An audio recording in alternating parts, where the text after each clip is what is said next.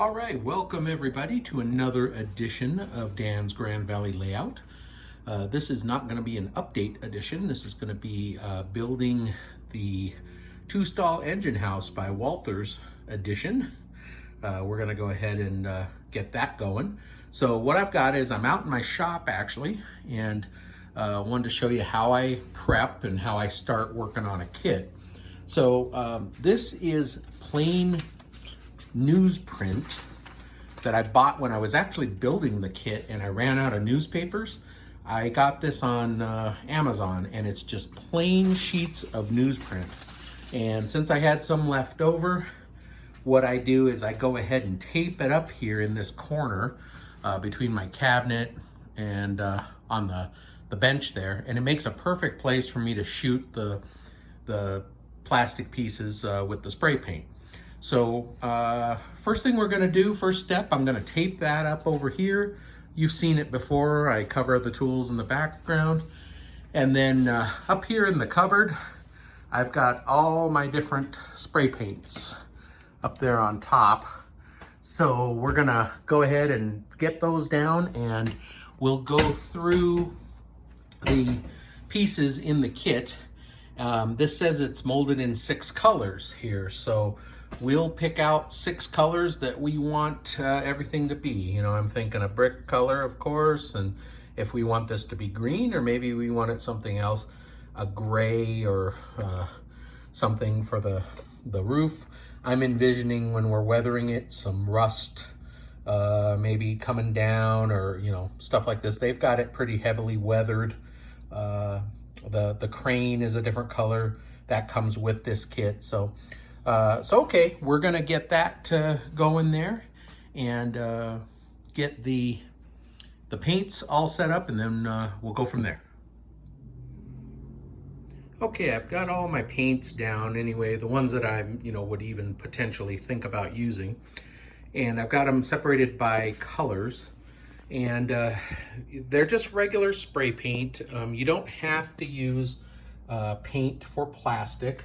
These resin kits will take regular lacquer-based paints without melting. So you can use just regular spray paint. And what I find I like best are the flat colors, like these camouflage colors by Rust-Oleum. Some of the Krylon paint and primer mixed together, those are really good. They dry quickly, they spray well. I've got some other colors here. Let's see. Oh, and the primers, they spray great. So I've already kind of picked out what I'll probably use for the brick color is this red rusty metal primer.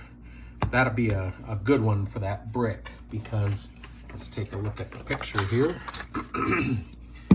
You know, I think if I make that the brick and we weather it, I think that'll come out pretty good. This is actually what I used on the chimney for the interlocking tower. It's a little bit bright red. It's called satin brick, but I kind of like to change things up a little bit. So I'm thinking this will probably be our wall color. We'll start with that. And then something like, now these grays are gloss, so probably not that for the roof. Maybe this gray primer here, or maybe a flat black, maybe something. This is a titch on the green side, but by itself it would look a little bit gray. Some of these beige or brown colors, this might be all right for the roof. But probably this primer gray for the roof color. Then I'm gonna have to decide on what I want with this these trim for the windows and the doors. And you know, I've got something not quite that bright green, but I've got something like the Italian olive. That's what I used on the interlocking tower. Got something a little more green, so it could be that. I've also got some orange somewhere, and it doesn't look like I brought it down, but I used orange on some of the industry buildings for those types of windows that are insert windows. that kind of gave it a nice retro feel. I'll have to see if I can dig up that orange. Maybe I ran out of it, but so anyway, this is all the colors here. I've got them all laid out. So I think what we'll start with, since I'm pretty sure we're going to use this for the walls, is I'll get all the wall materials out and laid out, and we'll start with that. And then we can make decisions on the colors of the other stuff as we go. Okay, I've gone ahead and taken my X-Acto knife, and I've trimmed off all the little boogers that are on the bottom and sides of everything. And then you can see the little crumbs around, so you're going to want to remove all that before you start spraying, because that'll just get kicked up and then end up falling on your work area. Now, I'm going to take these in the house and just quickly wash them with water, soap and water, just some mild dish soap. When they make these products, there's an oil that's in the resin, and it tends to coat everything. With this kind of heavy-duty spray paint, you don't really need to do that on this external stuff, but if later you're going to be painting it with enamels or acrylics with a brush, it's a good idea, because it's harder for that stuff to stick to it. So always a good idea to just take them to the sink and give them a quick rinse off with a little soap and water. Also, you want to be careful when you're building these things. On these sprues where I cut out the big pieces, there's two small little parts here, and if I wasn't paying attention, might have just thrown this whole thing away. So when I'm building a kit like this, I keep everything until the very end. Just like on my interlocking tower, where I needed extra pieces to complete the staircase that they shorted me on, it's nice to have that extra material. All right, I've got my paint selected. I've got everything laid out, washed, and ready to go. I'm gonna try a little test here, just to make sure it's spraying okay and there's not clumps coming out or anything. First thing I'm gonna do is hit these two little pieces. I'm not sure what they are. I haven't gotten the instructions out and looked ahead, but just gonna hit them. Just quick. This one a little more. And flip them over and hit the other side. That gets those out of the way. And then I'll move on to these bigger pieces. Okay, I shot those pieces. I just have them over here drying out. So now we're just gonna start by fogging these. Let me see if I can do it while I'm holding the camera.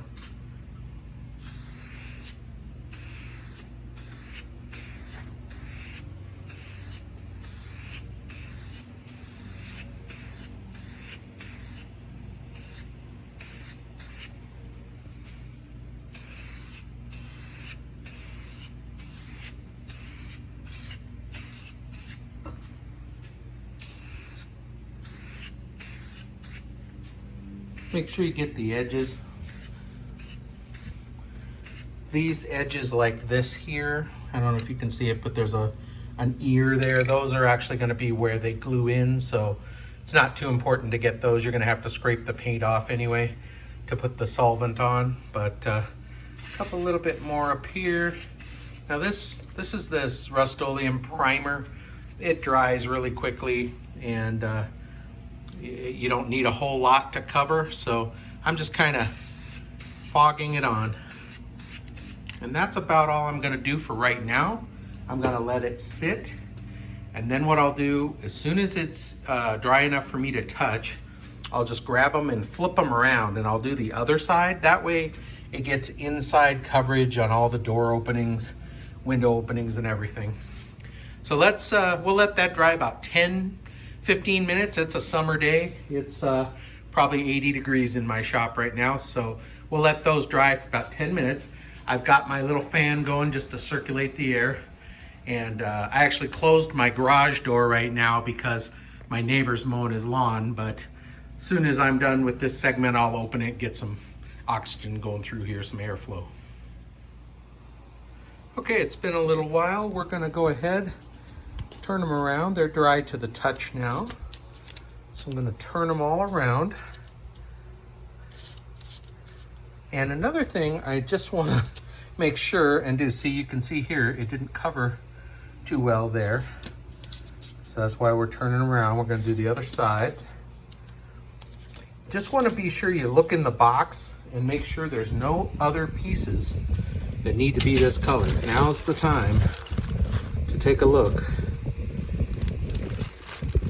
Looks like that's it. So I'm going to be okay there. I don't want to have to go back and try to do it again. So here's the paint. I shook it up. I'm just going to fog this over and just get the rest of it.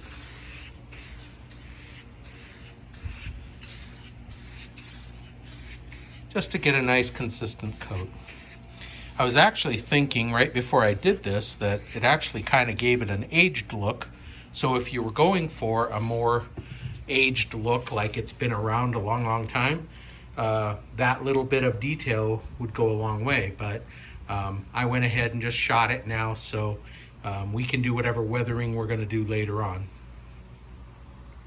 We'll let this dry now, and we'll get on to the next color that we're going to do. Once these are dry and I can move them out of the way, we'll get the other stuff laid out and we'll figure out what colors we're going to do there. Okay, I basically got everything done. There's just 4 little parts yet that were molded in a gray plastic. It's like barrels and some junk that I think lays out. And then I think these are the smoke stacks, or vent stacks, I should say. So I think I'll paint those flat black, but everything else is done. For this, I did kind of a smoky gray. It's a little bit gloss. I hit it with the smoky gray gloss, which I think was my Krylon, yeah, smoke gray gloss, which I didn't want on the roof. So after I shot the color, I just fogged it over with some primer, just so it wasn't quite as flat as this, which is just the pure gray primer, but it kind of has a little bit of a sheen to it, almost like, you know, it can have shingles. Those look like shingles on there. I thought that looked pretty good. So that'll be my roof. The green stuff's done. The brick work is all done. So I'm gonna collect all that up and then shoot those, and then that'll be it for the paint. Okay, so the next step here is I had to take the window glass film and cut out for 20 windows. So these guys here. So what I do is these marks on the cutout boards come in real handy.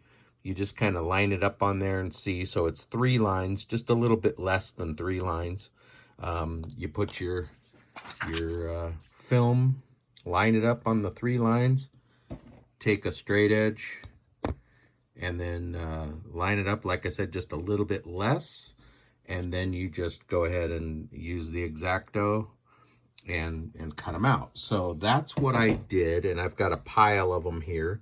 I think I needed to make 20.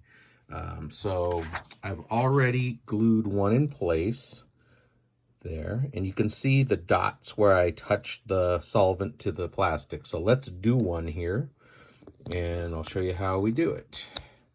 So just line it up. It's got to be on the back side. Let's pick out a good little piece of glass here.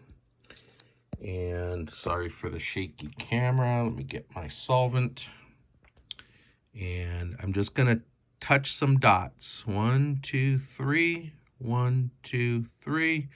1, 2. 1, 2. Got to make sure you get pretty good amount there. Don't let it dry too quickly.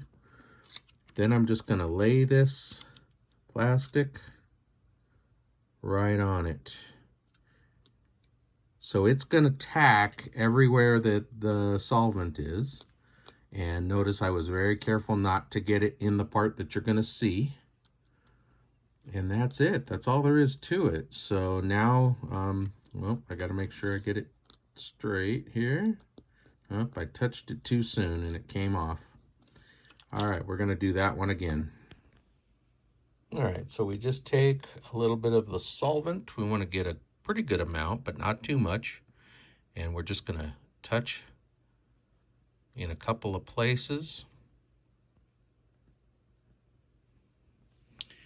Then we're gonna take the glass, set it right on there, and then just push it down. And that should tack it. You don't want to touch it too much. I got it a little bit crooked. You don't want to get it crooked. And that's it. And that'll tack it there. And I was very careful not to get it on the part that you're going to see. But you can see the glass in there. It doesn't matter if it hangs over just a little bit, if it's not perfect. This stuff, all these windows have this little ridge here, and they set right into the wall. So that stuff's not going to matter. It's all going to be on the inside anyway. Some guys even put the windows in rows, you know, where they're going to go ahead and glue them into the wall, and then just put a piece of the window film just straight across, cut a strip and be done, so you don't have to cut so many pieces. But for this kit, we're just doing it the way you're supposed to. So there, we've got 3 down, got 17 to go. Okay, so I got all the window glass done. Now, I noticed in this kit there are 4 window sections that are different than the others, and that's these here. The other ones are just grids like that, and these have this. So I didn't find it anywhere in the instructions of where these go, but what I'm assuming is, since I'm making this engine house, it'll have a back wall. It won't be through where the engines can go all the way through. So these pieces are included to go in the back wall. So let's assume this is the back wall. You can set it up to either have them go through or not. And since mine's going to be on the edge of a cliff there, it's not going to go through. So these are the inserts for the back wall. Let me see if I can get it here, like so. And I thought those windows look cool because they actually look like a guy could open those for ventilation. Versus, let me set up the other one with the smaller window panes. And there are 4 extras. So they are set up to do it either way you want. So these are just sitting in here, so they're not gonna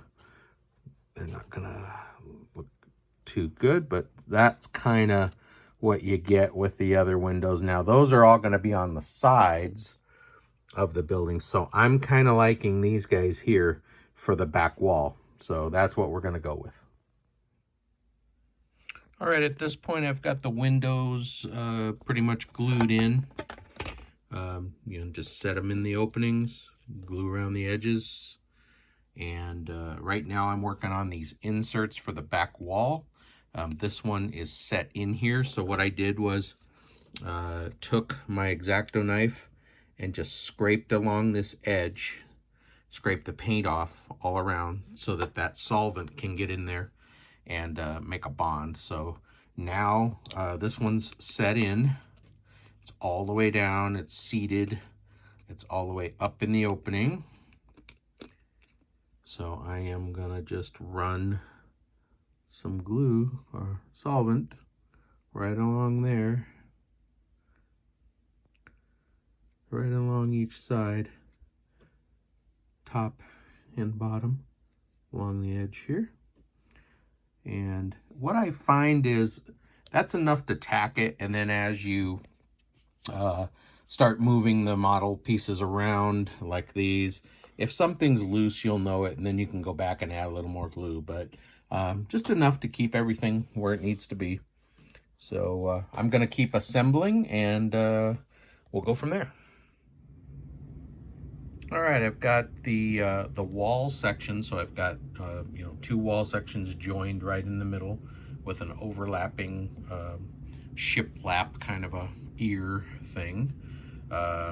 So those are gluing, and I've got the 1, 2, 3 block on there, just weighting it down so that it'll just set real well. That section's done. Here's the door section. It was a little more complicated with some little pin holders. You can see the hole up in there where the pins go in the door, so they'll actually swing open. That's a door stop. These are little louvered vents that they have up in the gables on each end. So that's all done. Windows are glued in the doors. That's the back. So just gonna finish with that for today, let everything dry real well, and then we'll do some assembly to the base and get the roof on. Okay, I've got the walls just set in place here. It's time to put them together. I think I'm gonna start right down here. They're beveled, so I'm gonna hold them together and put a little glue on there, and then I'll run a little bit along the base here and just get this the two sides done for now and let them tack up, and then possibly start the other two sides. Or it might be better to go ahead and put this side on and then work on the front. It's going to be a little tricky with these doors. The doors have pins on them, and they're going to have to fit in these little holes so that they swing. So that'll be a little bit tricky, not getting glue on those. So we're going to start with these other sides. Okay, I've got these walls glued together here and here. So I've got a horseshoe shape, and I've gone ahead and placed the base very close. So now I'm going to take the solvent and run a bead down all three sides and then slide the building in place. Then I'm going to have to kind of hold it in places where it's going to want to separate. So I'm going to do that next, and then it should be attached to the base. Okay, while this is drying in place, I've just got it setting there. I've got the 1, 2, 3 block pressed against the wall over there to keep it against the base. I got out my rust and chipping effects. Now this is actually airbrush paint, but I have an airbrush compressor, but I don't have an airbrush. So that's something I want to do in the future, learn how to airbrush. But anyway, right now, for this piece that goes across here, it's part of the roof truss, I'm putting a little bit of rust on there. I'm figuring if this was, an old building, and it's going to be across in there, water could have come through the roof and, rusted that. It's in need of paint. Now, the only time that'll be seen is through the doors. But I thought, something for me to mess around with and kind of get better with my my aging and weathering techniques. So I'm just kind of messing with that. It's going to be in here like this. If somebody looks through the doors, I'll have lights in here, probably have 2 lights. They might see that that's kind of rusty. Anyway, I just thought while I'm waiting for this to dry before I go on any more assembly, something to mess with. All right, I was just messing with this. I have dark rust, light rust, and yellow rust, or orange rust anyway, in this kit. Then I've got some flaking solvent too that goes on it. But for now, I think this came out pretty good. Just got some rust there that came down from the roof. I did both sides. I kind of like this side better. So I think that's the side I'm going to have facing the doors. So now it's just to glue into these little spots here on the wall. They gave me 2.